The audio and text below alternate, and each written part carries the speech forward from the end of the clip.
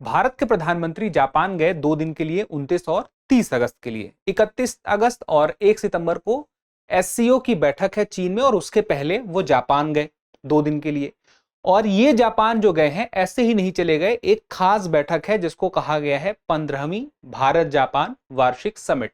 यानी कि इसके पहले भी समिट हो चुकी है जिसमें उच्च स्तर की यह बैठक है जहां पे दोनों देशों के प्रधानमंत्री बात करेंगे। तो प्रधानमंत्री मोदी से मुलाकात करेंगे वहां के जापान के प्रधानमंत्री, उनके बीच में बातें, और वो बातें जो होंगी शिगेरू जो है उनके बीच साथ होगी। तो शिगेरू इशिबा इनका नाम है, याद रहे। तो ये तो वर्तमान की स्थिति है, दोनों अभी भविष्य में रिश्ते कैसे बेहतर करना चाहते हैं उसके ऊपर है। लेकिन भारत और जापान के रिश्ते अभी चल कैसे रहे हैं वर्तमान में, पहले कैसे चल रहे थे और उसके भी पहले कैसे चल रहे थे, और संबंधों का इतिहास से लेके वर्तमान और भविष्य तक का क्या इशारा समझ में आता है, इस वीडियो के माध्यम से आज हम जानेंगे भारत और जापान के लिए। तो नमस्कार साथियों, स्वागत है आपका दृष्टि आईएएस के न्यूज प्रोग्राम में। मैं हूं केवल। अब चलिए इस पूरे प्रोग्राम को समझते हैं, इस पूरे टॉपिक को समझते हैं। तो भारत और जापान के संबंधों के इतिहास से शुरू करते हैं। जापान में सबसे बड़ा धर्म कौन सा है? उसका नाम है शिंतो धर्म। अब ये शिंतो धर्म के बाद दूसरे नंबर पे जो धर्म जापान में है सबसे बड़ा, वो है बौद्ध धर्म। तो बौद्ध धर्म आप सबको पता है उसका विकास कहां हुआ है? भारत में। भारत में ही वह बौद्ध धर्म आया अस्तित्व में इस दुनिया के लिए, और उसके बाद फिर यह बौद्ध धर्म भारत से कहां पहुंचता है? कोरिया के रास्ते जापान। इसका मतलब क्या हुआ कि बौद्ध धर्म जो है दोनों को जोड़ता है, और ये कब हुआ? 6वीं शताब्दी में। क्या इतना ही है? नहीं।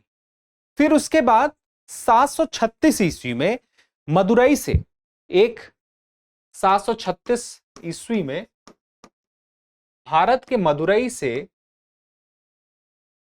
एक जापानी, कह सकते हैं कि विद्वान जापानी बौद्ध गुरु, वो पहुंचते हैं जापान। बौद्ध सेना। अब ये पहुंचते हैं जापान, तो जापान पहुंचते हैं तो बौद्ध धर्म का और ज्ञान लेकर पहुंचते हैं, और ज्यादा बेहतर तरीके से बौद्ध धर्म के दर्शन को लेके जाते हैं।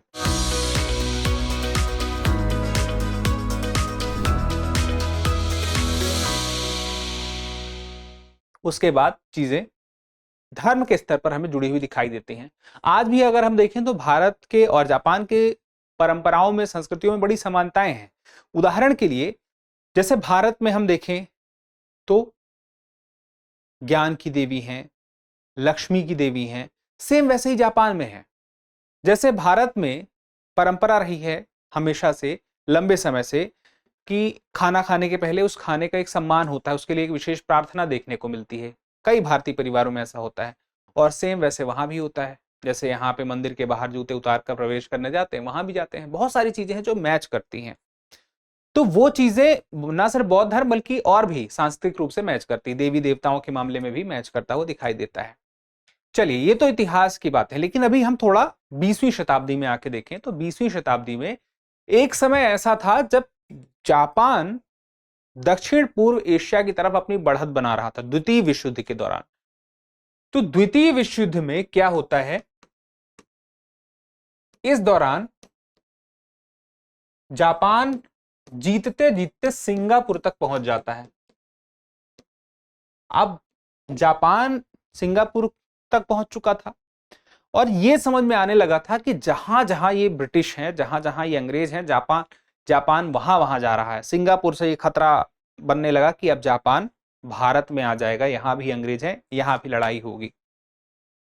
तो एक 40 के दशक में ये पूरा माहौल बनता है द्वितीय विश्व युद्ध के दौरान, कि जहां जहां जापान की सेना जा रही है वो वही क्षेत्र है जहां पे ब्रिटिश दिख रहे हैं। सिंगापुर तक पहुंच चुके हैं, आगे बढ़ने की संभावना है। अब इसको लेकर के फिर ये होता है कि भारत छोड़ो आंदोलन को लेकर के जो नींव दिखाई देती है, वो इस एक विचार को लेकर के भी आती है कि अंग्रेज जहां रहेंगे वहां समस्या हो सकती है, वहां युद्ध की झलक देखने को मिल सकती है। तो मूवमेंट और तेज हुआ कि अंग्रेजों भारत छोड़ो, तो वो कनेक्शन दिखता है। फिर उसके बाद उसी दौरान हम देखते हैं कि आजाद हिंद फौज, उसकी उसके हम देखें तो उसके बनने में भी जापान का ही योगदान दिखाई देता है।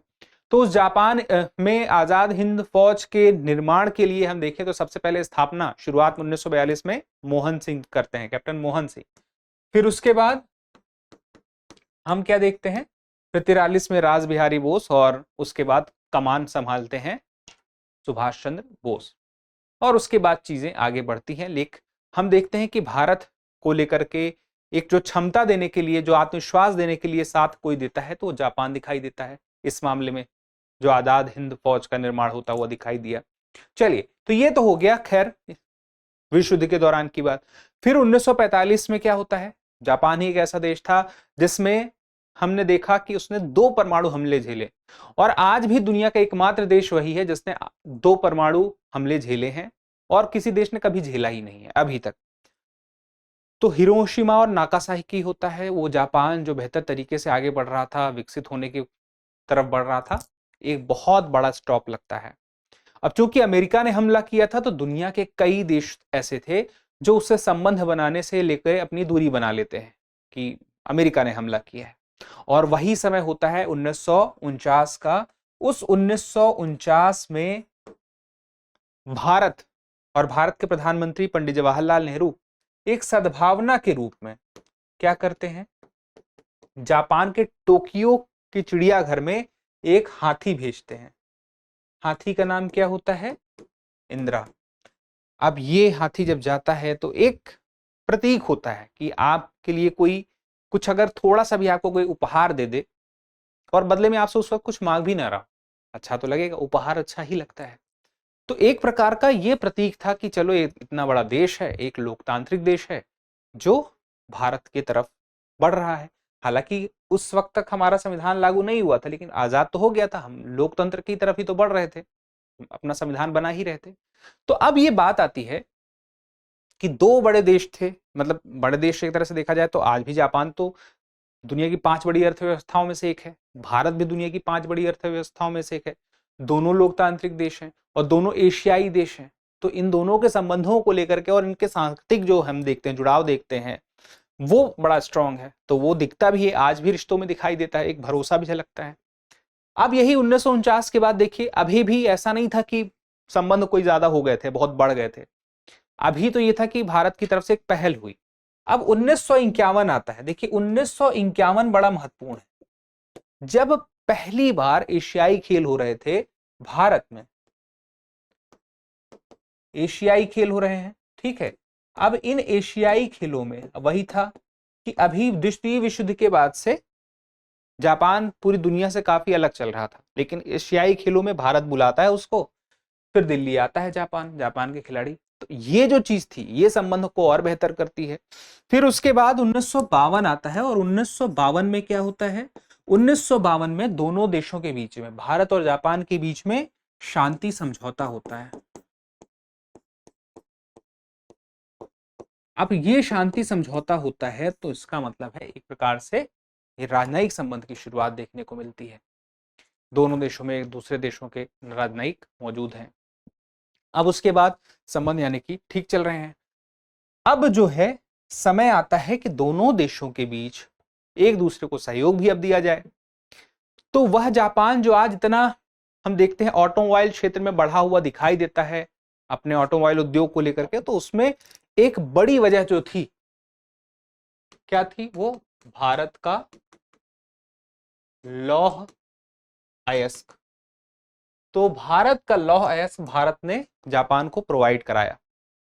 अब भारत का लौह अयस्क भारत ने प्रोवाइड कराया तो जापान को भी लगा, जापान को उसका फायदा हुआ, वो फायदा आज तक दिखता है। तो भारत ने क्या किया, 1958 में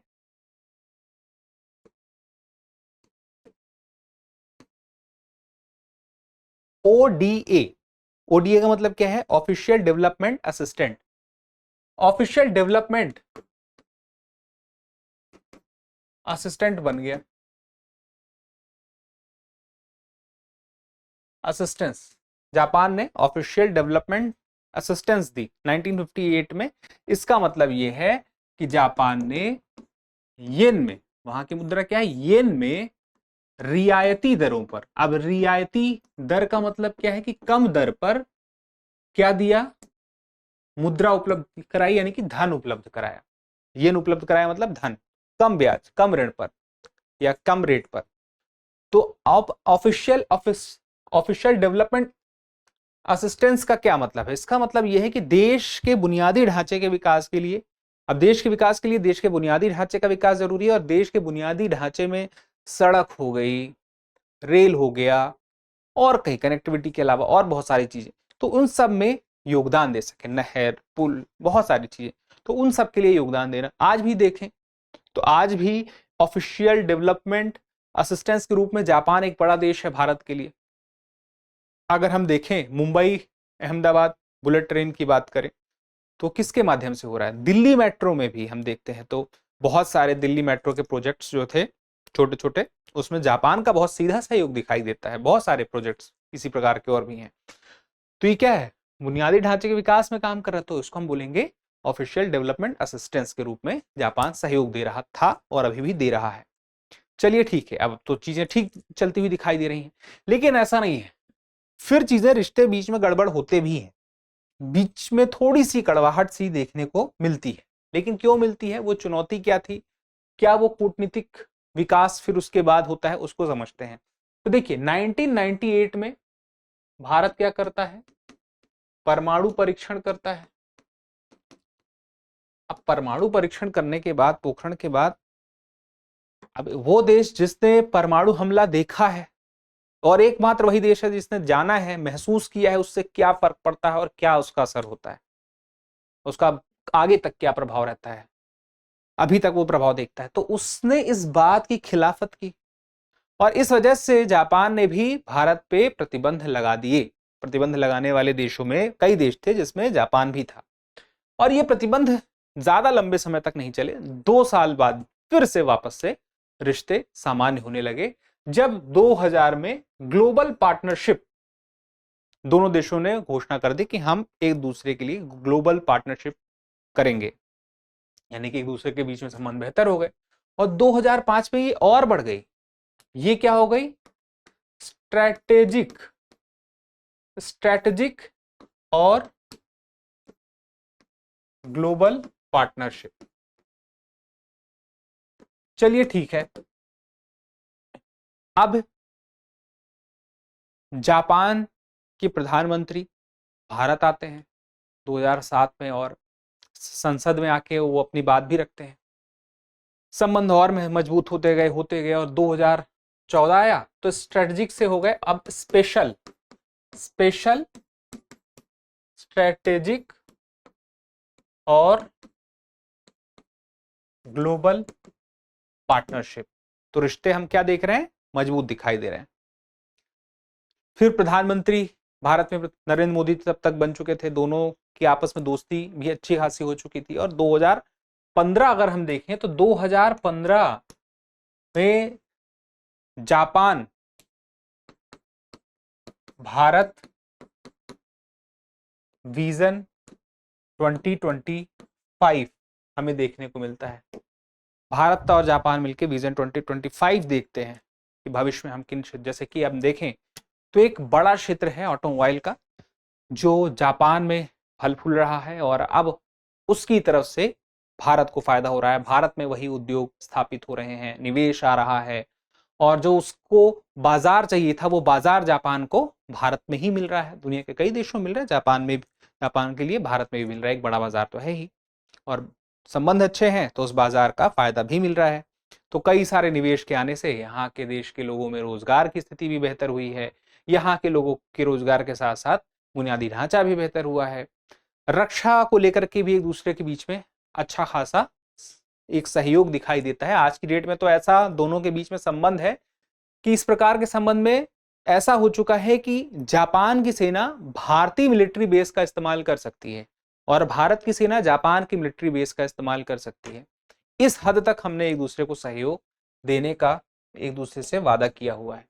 तो भारत और जापान के बीच में कई सारे क्षेत्रों में हमें सहयोग दिखाई देता है, जिसको हम कहते हैं व्यापक सहयोग दिखाई देता है। अब देखिए रक्षा और सुरक्षा को लेकर के 2008 में हमने जो सुरक्षा सहयोग पर संयुक्त घोषणा की थी, तो 2014 में हमने रक्षा सहयोग पर समझौता और 2020 में आपसी पूर्ति और सेवा पर समझौता। आपसी पूर्ति और सेवा मतलब कि बहुत सारी चीजें ऐसी होती हैं कि एक देश, जैसे दोनों देशों के बीच में ट्रेड हो रहा है, तो यहां से कुछ सामान वहां जाना है, वहां से कुछ यहाँ आना है, तो और बेहतर तरीके से और कम समय में और जल्दी और आसानी से आ जा सके, वो सुलभता सुनिश्चित हो सके, उसके लिए समझौता किया। कई सारे, जैसे मैंने आपसे कहा था, रक्षा अभ्यास, मालाबार, जिमैक्स, धर्म गार्डियन। तो मालाबार अभ्यास जैसे एक बहुत ही बड़ा महत्वपूर्ण अभ्यास है, तो मालाबार नौसैनिक अभ्यास है। अब ये अभ्यास भारत जापान तो है ही, इसमें दो और देश है। कौन है वो दो और देश? प्लस आपका ऑस्ट्रेलिया भी है, प्लस यूएसए भी है। क्वाड देश हैं ये। क्वाड देश जो हिंद प्रशांत क्षेत्र में चीन जो अपनी एक कह सकते हैं दबदबा बनाने का प्रयास कर रहा है, उसको संतुलित करने के लिए इकट्ठा हुए और बनाए ना इन्होंने क्वाड। तो क्वाड देशों के समूह में 4 देश हैं, भारत, जापान, ऑस्ट्रेलिया और यूएसए। अब ये अभ्यास मालाबार करते हैं, नौसैनिक अभ्यास है। फिर उसके बाद मैंने कहा जिमैक्स है। जिमैक्स कैसा अभ्यास है? ये भी समुद्री अभ्यास है। ये द्विपक्षीय है, इसमें 2 ही देश है ना। अब ये द्विपक्षीय अभ्यास का मतलब 2 देश। अब उसके बाद और भी है धर्म गार्डियन। अब धर्म गार्डियन ये आर्मी का है, सेना का अभ्यास। ठीक है, चलिए अभी मामला और भी है, व्यापार और निवेश को लेकर के देखें तो भारत के लिए जापान एक ऐसा देश है जिसकी तरफ से जो निवेश आता है, उन निवेश करने वाले देशों में 5वां सबसे बड़ा एफडीआई यानी कि प्रत्यक्ष विदेशी निवेश, डायरेक्ट फॉरेन इन्वेस्टमेंट, जापान की तरफ से आती है और वो 43.2 बिलियन डॉलर दिखाई देती है 2024 तक। फिर उसके बाद अगर हम देखें दोनों के बीच में व्यापार, तो व्यापार 22.8 बिलियन डॉलर है 2023-24 में।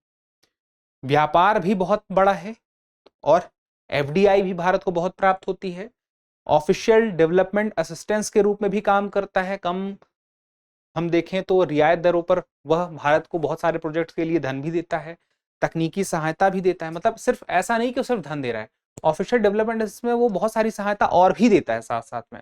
अब उसके अलावा देखें तो डिजिटल सहयोग, जैसे सेमीकंडक्टर्स और स्टार्टअप के लिए अभी एक दूसरे को सहयोग देने की तरफ ये बढ़ चुके हैं। ऐसा नहीं कि सिर्फ परंपरागत वही ऑटोमोबाइल की तरफ ही है, और भी हैं। अभी इच्छा है कि ग्रीन एनर्जी की तरफ दोनों देश आगे बढ़ें। इसके अलावा 5G 6G इसकी तरफ भी आगे बढ़ें।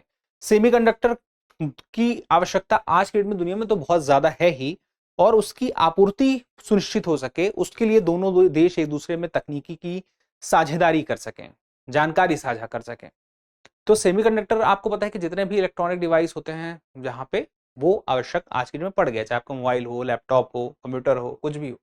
तो अब यहाँ पे एआई को लेकर के, टेलीकम्युनिकेशन को लेकर, इन सब क्षेत्रों में आपस में इन लोगों के बीच में साझेदारी हम कह सकते हैं, तकनीकी जानकारी को साझा करना है या सहयोग करना हो, बातचीत इस मामले में आगे बढ़ चुकी है।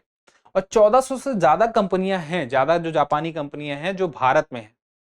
अब इतनी कंपनियां, मैंने आपको क्या था कि कई कंपनियां आज की डेट में भारत में हैं, तो कंपनियां भारत में हैं, भले वो लाभ कमा रही हैं, यहाँ के लोगों को रोजगार दे रही हैं। यहाँ के लोगों को जिनके पास मान लीजिए कमाने के लिए 1 रुपए नहीं था, आज उनके पास जापानी कंपनी ने रोजगार दिया और उनकी महीने की सैलरी आती है। तो किसी की परचेजिंग पावर 1 रुपए भी नहीं थी और उसके बाद उसकी परचेजिंग पावर बढ़ गई, यानी कि उसके पास ठीक ठीक पैसे आने लग गए, तो खरीद पा रहा है कुछ ना कुछ, अपने डेली कंजम्पशन की चीजें ले पा रहा है, परिवार के लिए कुछ कर पा रहा है। तो मतलब वो एक व्यक्ति बेरोजगार से, या हो सकता है वो गरीब से सीधे एक बेहतर इंसान तक पहुंच गया है। तो वो निवेश जो है, वो कंपनियों का आना जो है, वो रोजगार को बढ़ाता है, देश की अर्थव्यवस्था को मजबूती देता है। Technology, innovation, startup, auto sector, इन सब क्षेत्रों में सहयोग इनका चल ही रहा है। अब उसके बाद बात आती है विकास और बुनियादी ढांचे को। मैंने आपको बताया था ऑफिशियल डेवलपमेंट असिस्टेंस सबसे बड़ा जापान है भारत के लिए इस मामले में। हमने Mumbai Ahmedabad high speed train की बात भी कर ली। हमने यह भी जान लिया कि अभी हाल में 2023-24 में 4.5 बिलियन डॉलर का ओडीए जापान ने भारत को दिया था। और ये मैंने क्या बताया था, सिर्फ रेल नहीं, सड़क, पुल, बहुत सारी चीजों के लिए दिया गया। अभी तो अगले 10 सालों के लिए जो जापानी कंपनियां हैं उनकी तरफ से जो लक्ष्य है वो 68 बिलियन डॉलर का है अगले 10 सालों के लिए। तो सीधी सी बात है, उन्हें भी कुछ अपना फायदा दिख रहा होगा, लेकिन इसमें हमारा फायदा तो है ही। अब उसके बाद बहुपक्षीय और क्षेत्रीय सहयोग, जैसे हमने बात की थी क्वाड की, क्वाड्रिलेटरल सिक्योरिटी डायलॉग। अब ये कितना आवश्यक है? चीन वो देश है जो कहीं ना कहीं जिनसे इन सब को चिंता है, चाहे वो जापान हो, चाहे ऑस्ट्रेलिया हो, चाहे वो भारत हो, और हिंद प्रशांत क्षेत्र में वो अपना ज्यादा दबाव ना बना सके उसके लिए ये एकजुट है। उसके बाद हमें G4 भी दिखाई देता है। अब संयुक्त राष्ट्र में ये G4 क्या है? हमने तो G5 सुना है, G7 सुना है, हमने G20 सुना है, ये G4 क्या है? देखिए, संयुक्त राष्ट्र की सुरक्षा परिषद। अब सुरक्षा परिषद में आपको पता है 5 स्थायी है और 15 अस्थायी है। अस्थायी तो चलिए बदलते रहते हैं कि 5 स्थायी है, और मांग ये होती है कि स्थायी की संख्या बढ़े और बढ़नी चाहिए।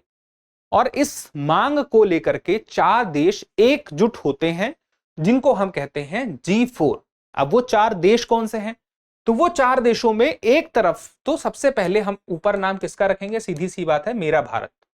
दूसरा हमारा दोस्त जापान, जिसके साथ बात चल रही है।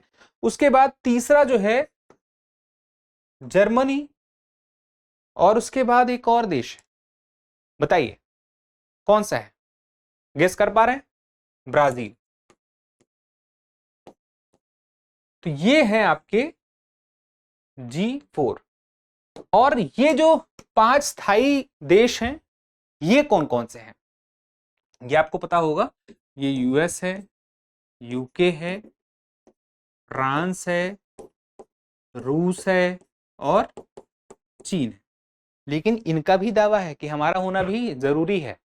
चलिए, अब उसके बाद आगे देखें तो लोगों के बीच संस्कृति और शिक्षा को लेकर के, तो हम 2023-24 के अगर आंकड़ों को देखें तो उस दौरान तो बहुत सारे यहां से वहां लोग गए यात्रा के लिए, वहां से यहां आए, पर्यटन में वृद्धि देखने को मिलती है।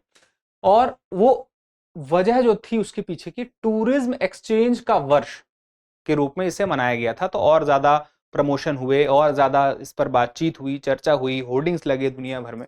तो टूरिज्म एक्सचेंज का वर्ष 2 देशों के बीच में मनाया गया 2023-24 में, भारत और जापान। अब यहां पे अगली बात है, दोनों देशों के बीच 665 से अधिक शैक्षिक साझेदारियां हैं। इसका मतलब यहां से लोग जापान में जाकर शिक्षा ले रहे हैं, जापान से लोग यहां के शिक्षा प्राप्त कर रहे हैं, उच्च शिक्षा प्राप्त कर रहे हैं, अपने अपने इंटरेस्ट की शिक्षा प्राप्त कर रहे हैं। अब दोनों देशों के बीच में हमने देखा था बहुत सारे आस्थाओं को लेकर के समानता है, परंपराओं को लेकर समानता है, संस्कृति को लेकर के भी समानता है, रहन सहन में कुछ चीजें हमें कॉमन देखी। भाषाओं को भी दोनों देश सीख रहे हैं क्योंकि रोजगार भी दिखाई देता है। कई भारतीय जापानी सीख के वहां रोजगार हासिल कर रहे हैं, कई जापानी यहाँ पे चूंकि कंपनी आ रही है, निवेश हो रहा है, तो रोजगार यहाँ की भाषा सीख रहे हैं। तो भाषाओं का आदान प्रदान भी काफी इंटरेस्ट के साथ देखने को मिल रहा है। तो इन सारी बातों का अगर हम निष्कर्ष देखें तो क्या होता है? निष्कर्ष ये है कि इतिहास से आज तक में अगर हम देखें तो जो संबंध रहे हैं वो बेहतर होते गए हैं। कितने पक्षों में? तो कई पक्षों में, एक पक्ष नहीं है, कई पक्ष हैं। इसके बाद हम देखें सहयोग को लेकर के, तो सहयोग भी इन्होंने कई पक्षों में बेहतर किया है, चाहे वो रक्षा हो, चाहे वो व्यापार हो, चाहे वो शिक्षा हो, कई मामलों में। तो अब ऐसे में भविष्य में हम उम्मीद क्या कर सकते हैं? हम उम्मीद यही कर सकते हैं कि और भी चीजें बेहतर ही होंगी। जैसे कि अभी हम क्या चाहते हैं, आगे हम अगर चाह रहे हैं तो हम क्या चाह रहे हैं? हम चाहते हैं क्लीन एनर्जी।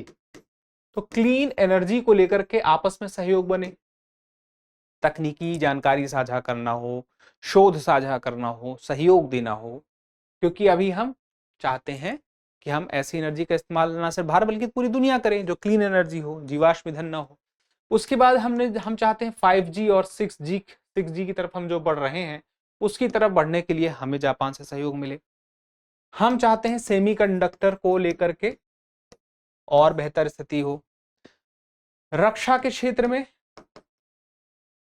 और सहयोग की अपेक्षा है और उम्मीद है कि यह हो भी सकेगा। इसके अलावा और भी बहुत सारी चीजें हैं। अगर हम देखें तो बुनियादी ढांचे को लेकर के जो सहयोग है, जो ओडीए के रूप में सहयोग है, ओडीए का सहयोग, वो हमें अभी भविष्य में और मिलने की उम्मीद है। और जो निवेश जैसे हमने देखा ही था अभी कि 68 बिलियन डॉलर जो अगले 10 साल में आना है, तो उससे भी काफी कुछ भारत के लिए पॉजिटिव इंपैक्ट देखने को मिलेगा। तो इन सब के लिए जरूरी है, देखिए सबसे बेहतर चीज जो होती है ना किसी भी रिश्ते के लिए, चाहे वो निजी स्तर पे हो चाहे वो दो देशों के बीच के रिश्ते पे हो, संवाद। संवाद अगर होता रहता है तो रिश्ते बेहतर होते हैं, और रिश्ते जब खराब होने लगते हैं तो आप देखिए संवाद भी कम होने लगता है।